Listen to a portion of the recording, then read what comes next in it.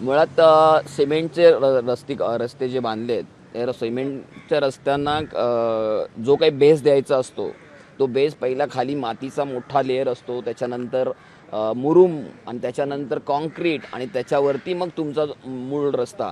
ह्या सगळ्या गोष्टी टेक्निकली गोष्टी झालेल्या नाहीत, कारण यांनी घाईघाईत जे काही टेंडर पास केलेत आणि त्या कॉन्ट्रॅक्टरवर दबाव ठेवून अमुक अमुक पावसाच्या अगोदर आम्हाला काम कंप्लीट करून द्या, हा जो काही दबाव होता कॉन्ट्रॅक्टरवर, त्याच्यामुळे ह्या रस्त्यांचं काम अतिशय निकृष्ट पद्धतीने झालेलं आहे. त्याच्यामध्ये कामामध्ये काही दम नाही आहे.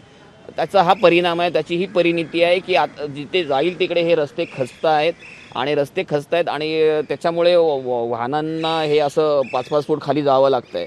सो ह्यात सरकार आणि महानगरपालिका प्रशासन हे सगळं फेल्युअर आहे आणि याची दखल शासन म्हणून, आता कारण प्रशासक असल्यामुळे राज्य शासनाने घ्यायला हवी, नगरविकास खात्याने घ्यायला हवी, त्यांच्या PWD खात्याने घ्यायला हवी. तर एकंदर कारभार हा जो काय आहे सध्याच्या सरकारचा, युती सरकारचा, हा सगळा सावळा गोंधळ आहे.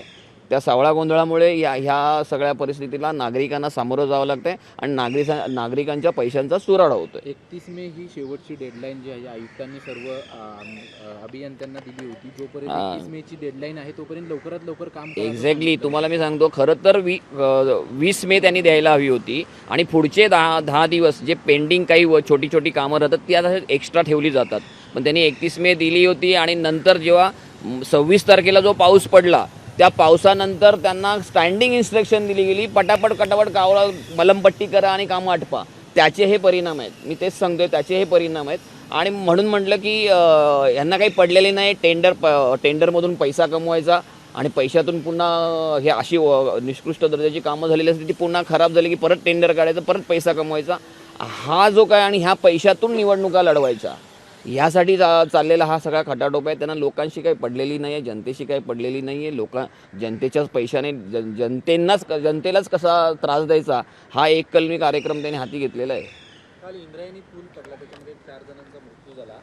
अजित पवार हे पालकमंत्री आहेत, पण त्यांना त्या ठिकाणी जायला वेळ नाही आहे. ते साखर कारखान्याच्या निवडणुकीमध्ये व्यस्त आहेत, कसं बघतात? खरं तर त्या इंद्रायणी पुलाला 8 कोटीचा निधी केव्हाच सँक्शन झालेला आहे. मला काही कळत नाही, जिल्हाधिकारी आणि ह्या संबंधित यंत्रणेने त्याच्याकडे का लक्ष दिलं नाही. लोकांच्या तक्रारी होत्या की तो गंजला आहे, तो कधीही पडू शकतो. आणि असं असताना आणि निधी मंजूर झालेला असताना देखील पालकमंत्री म्हणून किंवा जिल्हाधिकारी म्हणून यांनी ह्याच्यावर गांभीर्याने पाहिला होतं. परंतु हे केवळ राजकारण ह्याच्यातच अडकलेले आहेत. ह्यांना समाजकारणाचं आणि लोकांचे काही पडलेली नाही. त्याचीच आत्तासुद्धा तुम्ही जसं उल्लेख केला की ते कारखान्याच्या इलेक्शनमध्ये अडकून आहेत, त्यांना तिकडे जायला देखील वेळ नाही आहे. आणि मग विरोधक त्याचं पुन्हा त्याचं राजकारण करतात. विरोधक असो किंवा सत्ताधारी असो, फक्त राजकारणामध्ये अडकलेले, लोकांच्या जीवितहानीशी किंवा लोकांच्या समस्यांशी, लोकांच्या प्रश्नांशी त्यांना काही पडलेली नाही. तर त्याची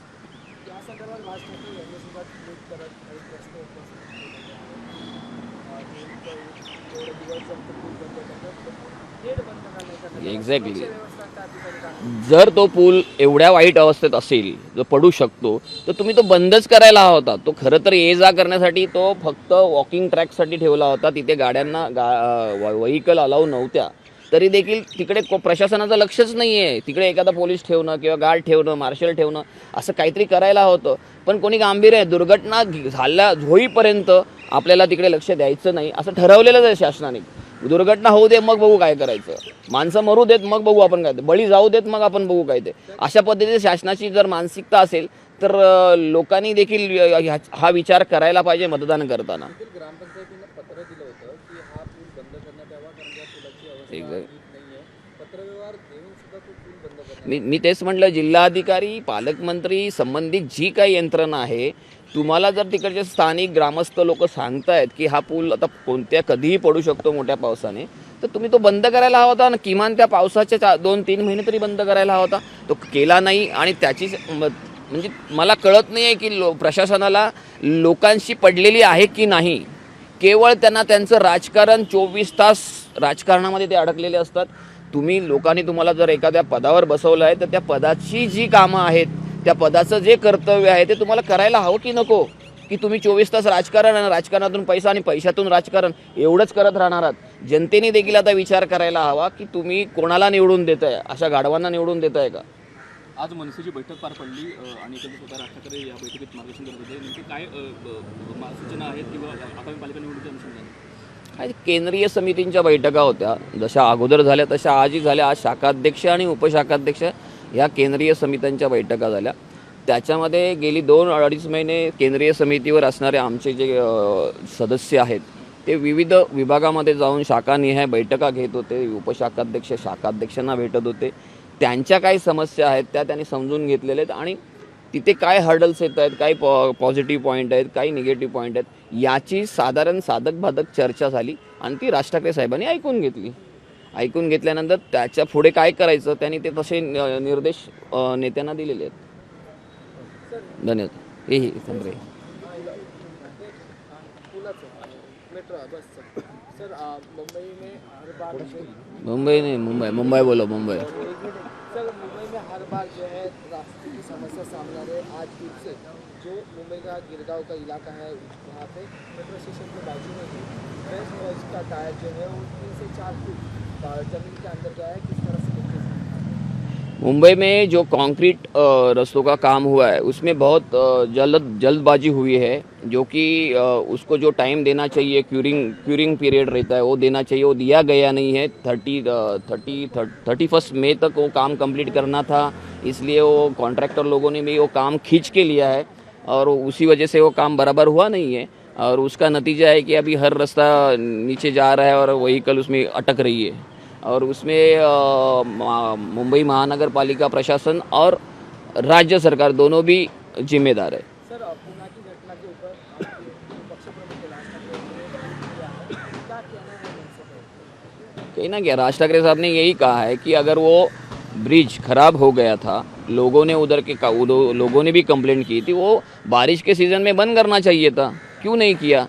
किसी को उधर के जो कलेक्टर है या उधर के जो पालक मंत्री है उन्होंने इस ऐसे सब्जेक्ट के ऊपर खुद गौर करके काम करना चाहिए, जो हुआ नहीं है. और उसकी जिम्मेदारी वो दोनों ने लेनी चाहिए. राज्य की जो उप मुख्यमंत्री है वहाँ पे जाने के तो वही पालक मंत्री है उधर के, उनके जो शुगर फैक्ट्री का इलेक्शन है वो ज़्यादा इम्पोर्टेंट लगता है, इसीलिए वो उधर बिजी है, इसलिए वो उधर जा नहीं पा रहे. अगर लोगों ने भी सोचना चाहिए कि किसको चुन के देते हैं वो, और अगली बार जो चुनाव होगा तो वो जो भी वोटिंग करेंगे वो सोच के वोटिंग करें. यही आपके जरिए उनको बताना चाहता हूँ मैं. लोकशाही मराठी ऐका, पहा, जागरूक रहा.